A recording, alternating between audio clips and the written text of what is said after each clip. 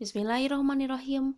Assalamualaikum warahmatullahi wabarakatuh.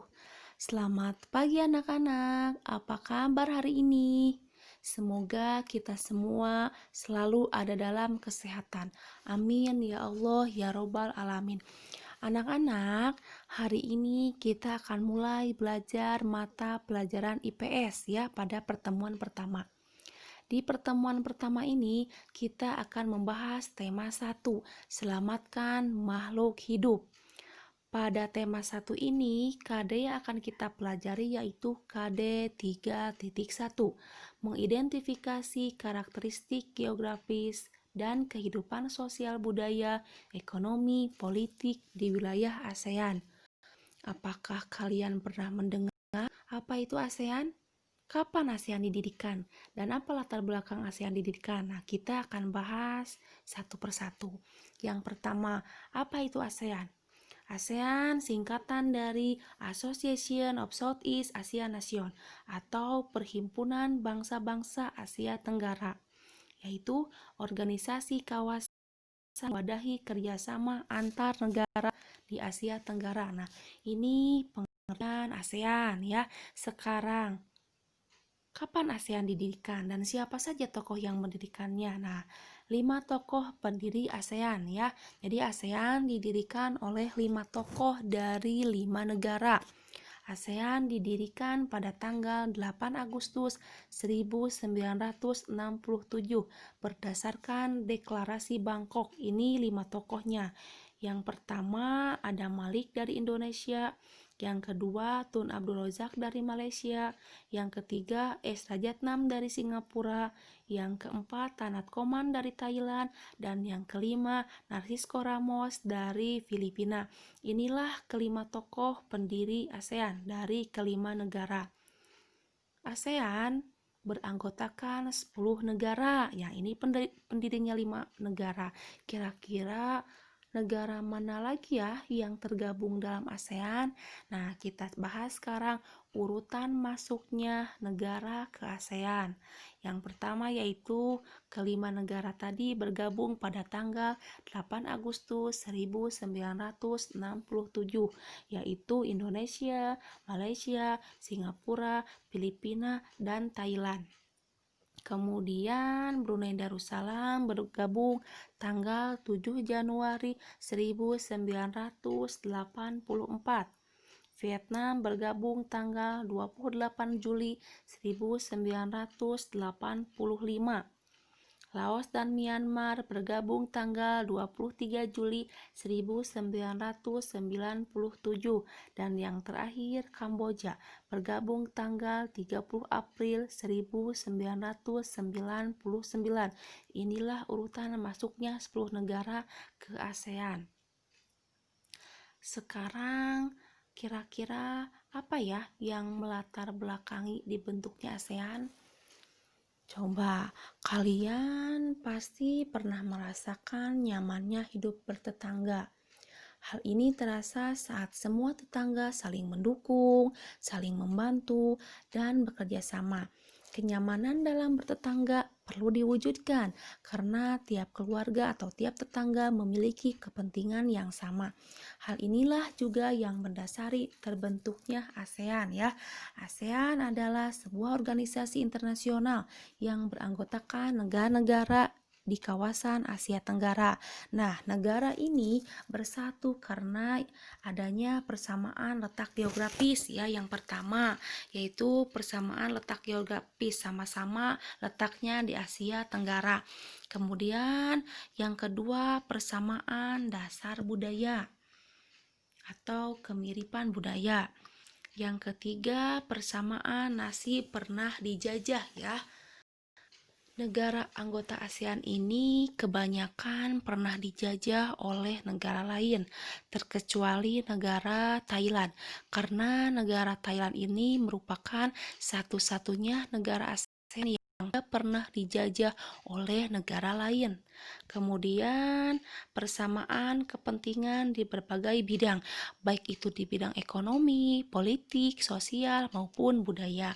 Kemudian persamaan ekonomi negara agraris. Nah, inilah yang melatar belakangi didirikannya ASEAN ya.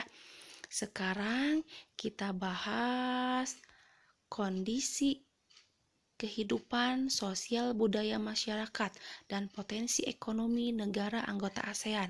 Kita bahas dulu dari negara Brunei Darussalam ya.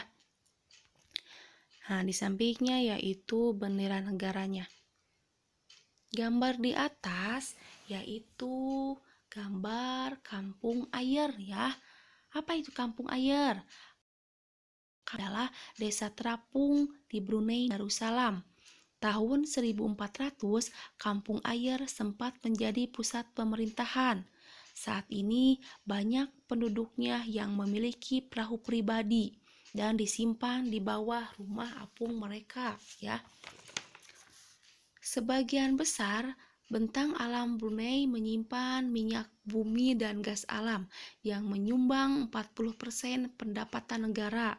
Makanya negara ini memiliki pendapatan per kapita tertinggi di Asia Tenggara, yaitu dari sumber daya alamnya, minyak bumi dan gas ya. Kemudian kita bahas sekarang negara Indonesia tercinta ya. Nah, Indonesia merupakan negara kepulauan terbesar di kawasan ASEAN. Wilayahnya terdiri atas pulau-pulau yang dikelilingi lautan. Indonesia terletak di antara dua samudra, yaitu Samudra Hindia dan Samudra Pasifik, dan di antara dua benua, yaitu benua Asia dan Australia. Indonesia juga terletak di antara dua sabuk pegunungan, yaitu Sirkum Pasifik dan Sirkum Mediterania. Akibatnya, Indonesia memiliki banyak gunung dan pegunungan. Dataran rendah Indonesia yang luas dimanfaatkan sebagai lahan pertanian dan perkebunan. Kemudian, pertambangan menjadi salah satu pintu masuk para pengusaha mancanegara ke Indonesia, dan sumber devisa negaranya juga dari sektor pariwisata karena keindahan alam Indonesia merupakan daya tarik para pengusaha mancanegara ya. Kemudian kita masuk ke negara Malaysia. Nah, di sana ada bendera negaranya. Di atas yaitu gambar patung Dewa Murungga.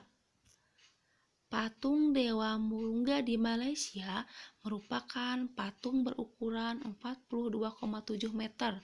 Patung ini terletak di Batu Sapes, gua yang merupakan salah satu kuil Hindu di luar India yang paling populer.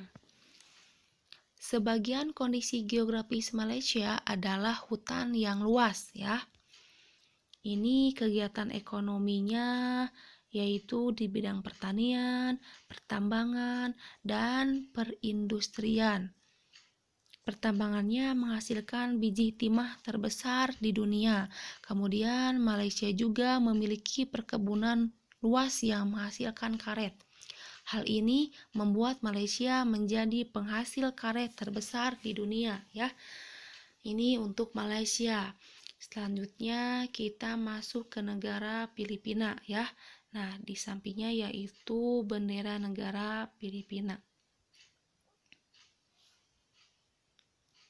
Masyarakat Filipina memanfaatkan dataran rendah sebagai lahan pertanian dan perkebunan ya. Kondisi geografisnya di wilayah Luzon dimanfaatkan sebagai pertambangan emas. Nah, kita lihat gambar di atas yaitu gambar apa ya? Nah, di atas yaitu gambar tari tani kling. Apa itu tari tani kling? Yaitu tari yang menceritakan burung tanikling yang berjalan melompat menghindari bambu perangkap ya. Nah, budaya Filipina ini merupakan hasil perpaduan antara budaya barat dan timur. Kehidupan budayanya dipengaruhi oleh budaya Melayu, Cina, dan Spanyol. Nah, Filipina merupakan sebuah negara kepulauan di kawasan ASEAN. Mata pencahariannya sebagian besar yaitu di bidang pertanian, pertambangan, dan industri ya. Ini untuk negara Filipina. Sekarang kita masuk ke negara Kamboja ya. Nah, di sini kita lihat bendera negaranya. Gambar di atas yaitu gambar tari Apsara yang lahir 2000 tahun yang lalu ya. Jadi tari ini sudah lama lahirnya. Relief tarian banyak ditemukan di bangunan-bangunan keagamaan di Kamboja. Mata pencaharian penduduk Kamboja yaitu pertanian, karena di Kamboja mengalir sungai Mekong ya. Kemudian hasil pertanian Kamboja yang besar adalah padi dan karet ya. Kemudian kita masuk ke negara Myanmar. Ini bendera negaranya kita lihat. Nah, ini bendera negaranya. Myanmar disebut sebagai negara 1000 pagoda. Kenapa? Hal ini disebabkan karena sangat mudah menemukan kuil-kuil suci Buddha. Mayoritas penduduk Myanmar adalah keturunan Tibet. Bahasa yang digunakan yaitu bahasa Burma ya. Mata pencaharian penduduk Myanmar yaitu pertanian, perkebunan, dan pertambangan. Beberapa wilayah di Myanmar menghasilkan sumber daya alam yang beragam ya, seperti lembah Sungai Sitang menghasilkan tembakau, Platosan menghasilkan teh dan sayuran. Banyak dihasilkan di pantai Arakan Yoma. Nah, Myanmar merupakan salah satu negara penghasil padi terbesar di Asia Tenggara ya. Ini untuk negara Myanmar. Lanjut kita ke negara. Kita lihat bendera negaranya. Nah, kira-kira di atas itu gambar apa ya? Di atas ini merupakan gambar permainan menangkap jangkrik dengan mata tertutup, yaitu permainan tradisional anak Vietnam ya. Anak yang berada di tengah lingkaran, matanya ditutup kain, menangkap salah satu teman dan menebak namanya. Kemudian di sini padi merupakan hasil utama pertanian di Vietnam. Kemudian industri di Vietnam meliputi tekstil, semen, pupuk, kaca, dan ban ya. Kemudian sebagian dataran rendah juga dimanfaatkan sebagai lahan pertanian yang menghasilkan buah, sayur, jagung, ubi jalar, dan kopi ya. Ini untuk negara Vietnam. Lanjut kita ke negara Laos ya. Coba kita lihat bendera negara Laos. Nah, ini bendera negaranya ya. Nih, oh iya, penemunya yaitu Ai Lao ya. Makanya dinamakan Laos karena penemunya Ai Lao. Mayoritas penduduk Laos yaitu beragama Buddha ya. Rakyat Laos ini hidup di sektor pertanian yang menghasilkan beras, jagung, tembakau, jeruk, dan kopi. Kemudian Laos tidak mempunyai batas laut ya, batas laut dan pantai.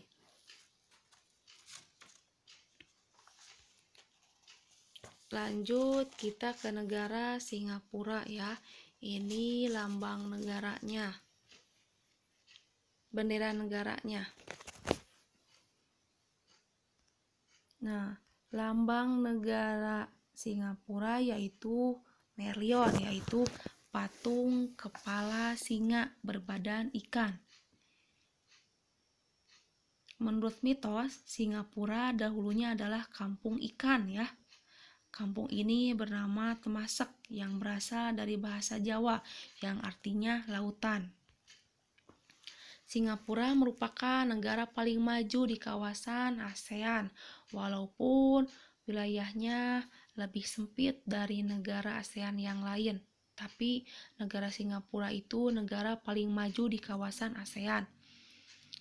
Letak Singapura juga sangat strategis, makanya Singapura menjadi negara transit teramai di Asia. Itu ya. Kemudian kita lanjut ke negara Thailand. Nah, ini bendera negaranya. Thailand artinya tanah kebebasan. Kenapa? Karena Thailand adalah satu-satunya negara di ASEAN yang tidak pernah dijajah oleh bangsa lain. Thailand juga disebut sebagai lumbung padi di Asia Tenggara karena hasil pertanian terbesar se-ASEAN yaitu dan nomor 3 sedunia. Kemudian penghasil utama Thailand adalah sektor pariwisata ya. Ini untuk negara Thailand. Kemudian kita masuk ke kondisi geografis ASEAN. Nah, ini letak geografis ASEAN. Ada 3 perairan, yaitu Samudra Hindia, Laut Cina, dan Samudra Pasifik.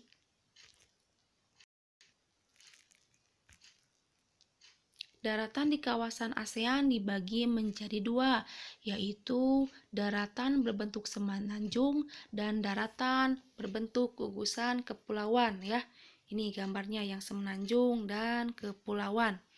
Kira-kira negara mana saja ya yang daratannya berbentuk semenanjung dan kepulauan? Nah, ini yang pertama daratan berbentuk semenanjung yaitu Myanmar, Thailand, Laos, Kamboja, Vietnam, dan wilayah Malaysia bagian barat. Kemudian daratan berbentuk gugusan kepulauan yaitu Filipina, Indonesia, wilayah Malaysia bagian timur, Singapura, dan Brunei Darussalam. Nah, terima kasih anak-anak. Mungkin itu materi kita yang dibahas sekarang ya. Semoga kalian dapat memahami materi yang Ibu jelaskan. Apabila kalian belum paham atau ada materi yang belum kalian pahami, kalian boleh tanyakan langsung ke Ibu lewat grup atau di Japri saja ya. Sampai ketemu kembali di materi minggu depan. Kita nanti masih membahas materi tentang ASEAN ya. Sebelum kita tutup, karena waktunya masih banyak ya, kalian sekarang latihan ya. Ada tugas yang harus kalian kerjakan di buku tulis. Di sini ada 5 soal latihan yang harus kalian kerjakan. Kalian tulis dan isi soalnya di buku tulis ya. Nanti setelah selesai, kalian fotokan jawabannya ke Ibu ya. Boleh kalian fotokan di Japri saja, gak usah lewat grup ya. Mungkin itu saja pembahasan dan tugas untuk hari ini. Mohon maaf apabila ada kata-kata yang tidak paham atau belum kalian Mengerti ya? Boleh ditanyakan langsung sama ibu. Terima kasih. Wabillahi taufik wal hidayah.